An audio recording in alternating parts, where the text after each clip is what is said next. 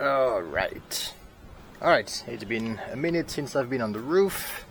I am going to try something, but I don't have a lot of hope because the track is super wet. It hasn't had time to dry from all the rain, but I'm gonna try anyway.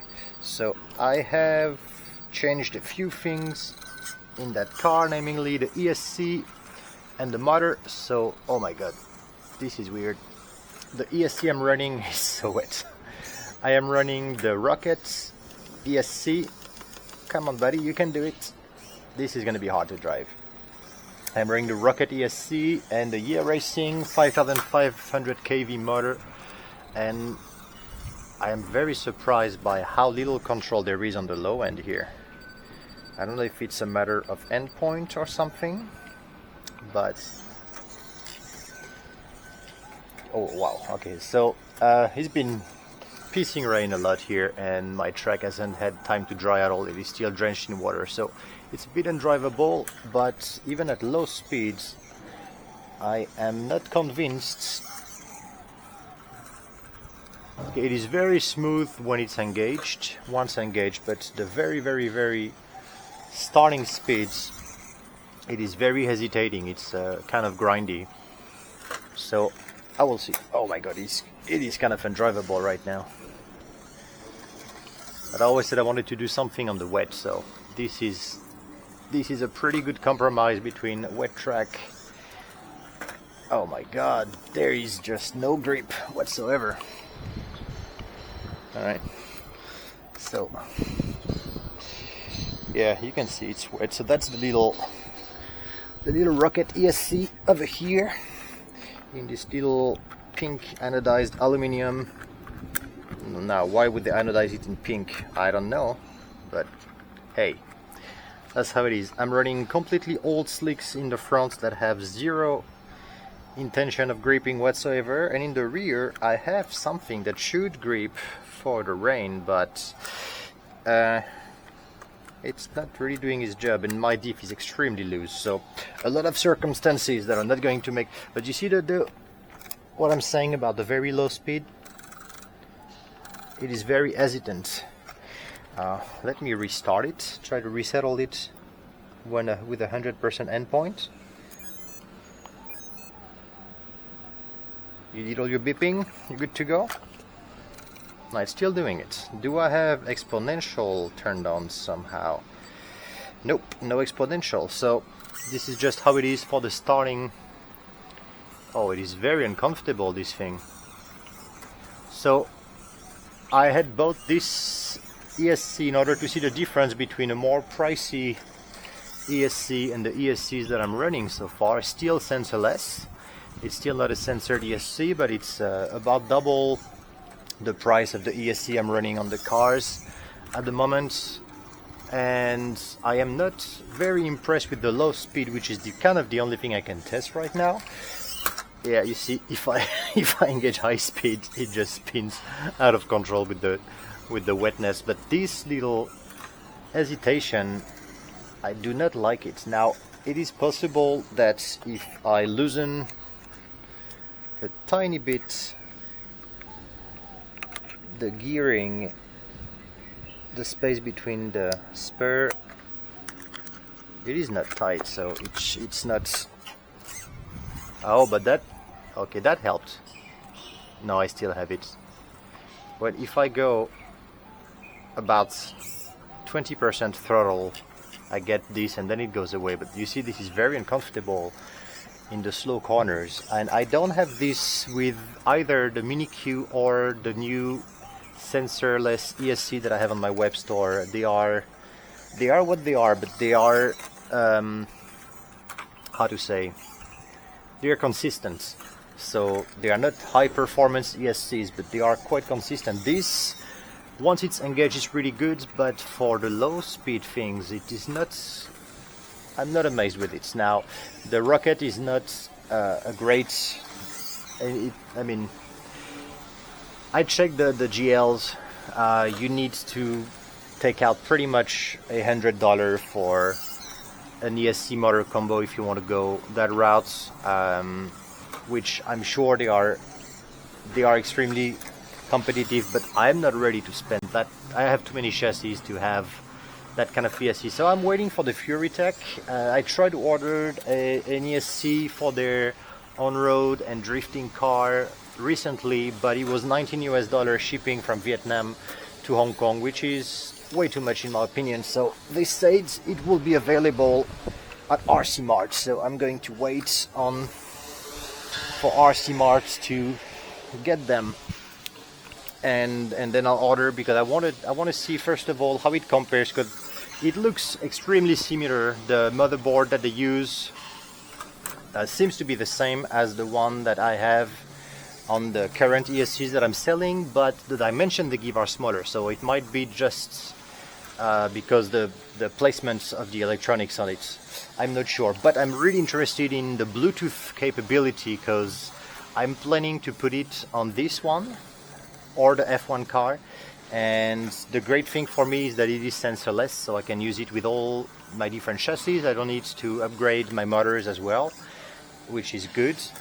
And I'm very interested to see a little bit of statistics when I'm driving with the cars, to see and to be able to compare between the cars. So I think I'm gonna order one of those as well one of these days. I might just go on FuryTech website directly, because the RC Marts are great, but they take their time, and if something is not popular they just don't bother with it. So they might get the one for the crawler, because right now they're pushing crawlers a lot, and I'm looking for the one for touring and drift. So I will see.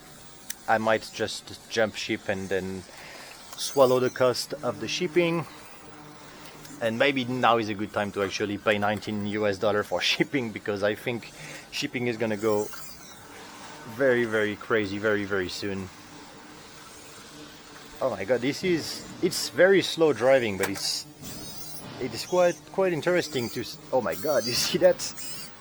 The back spins so quickly, and the front has. Oh, the wet is really fun. I think I need to figure out what great rain tires I can get for the minis. I know they don't do rain tires, but they have grooved tires. I'll need to figure out which one have the deepest groove. I think I have some that I thought were Kyosho's, and that looks to be Kyosho copies that I have downstairs. I'm gonna have to put them on the truck and then give it a try. But alright, it's gonna be very hard to do a serious review of this ESC right now because of the circumstances. So maybe tomorrow, if it doesn't rain during the nights, my track is going to be dry enough and I'll be able to do a new driving video at speed. But let's see if the hesitation is still, it's less now. You still have it a little bit, you can see. Yeah, but it seems to be less than it was when I started, so that's a good thing.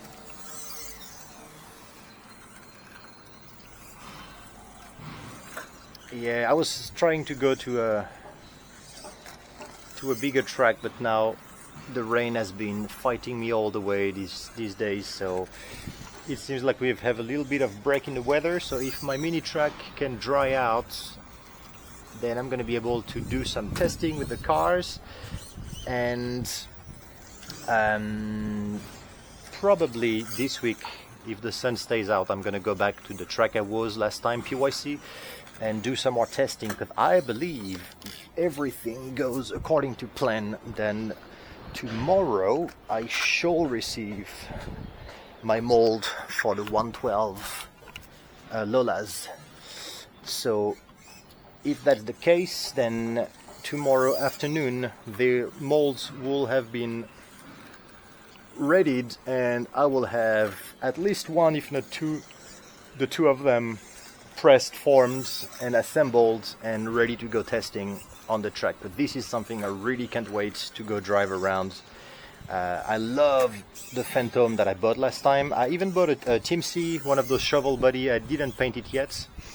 I might keep this one for the new version of the car in order to try really performance wise with the two chassis, with a really aggressive downforce body like that.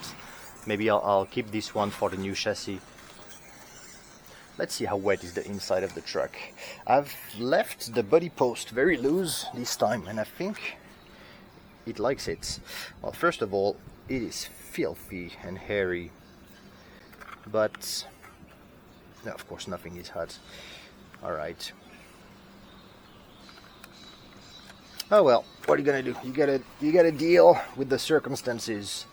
So right now it is wet driving, and I don't think it's something often done with Mini Zs to drive on the wet.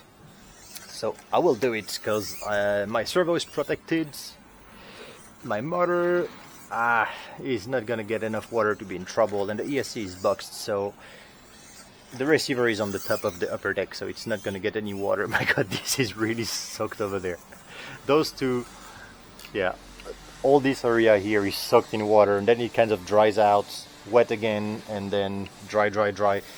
Well, I said dry, it's actually not dry at all. You can see the moisture on my hands. I'm not sure you can see with the reflection. It's actually wet. I think it's only dry kind of over there, but it's okay. I went to drive my GT8 LE, my 1.8 from Team C, on the local track this afternoon while my son was driving his GLF. What is the name of this? It's the tow truck, the monster truck tow truck 4-wheel drive from Tamiya, which is a 2-wheel drive because the dog bones just are so brittle that it can't handle my son. That's all I have to say about this. What's the name of it? Is that GL01 or GF01? One of those titles. It's a fun little truck, but a terrible servo, and it is 4-wheel drive when you buy it, and then very quickly it isn't anymore if you go mudding and bashing with it. It's not very well. It's a Tamiya, so it breaks. But other than that, it's very resilient truck. When it can I get out of this? No, I can't. It's quite resilient because although my son starts to be able to drive around following the track layouts, he still likes to jump over the barriers and then crash full speed into a wall. So I have to say the transmission might not be the toughest, but it is still a pretty tough truck. There is a funny sound coming out from the car, like a squealing. Yeah, I think we're gonna have to WD-40 this baby when we are out of here. Alright, I'm sad that it's not actually wetter, because being undrivable, if it was at least I had some water flying from the back of the tires to make it look cool, that would be cool, but hey. So, here you go, not much going on. I didn't film anything with the 1.8, it's a very big car on a very small track, so I was planning, that's why I tried last Thursday to go to ACO, because they have a 1.8 track that's really cool. But it's only open for members. I believe the other track TRC is for members only as well at the moment, which is kind of mind-boggling, because after being closed for that long, why wouldn't they open for the public to get more business? I don't know, but if you've been following me, you know I'm not the business-oriented mind. Oh my god, I think I'm gonna have to stop, because there is some really weird sound coming out from the car now.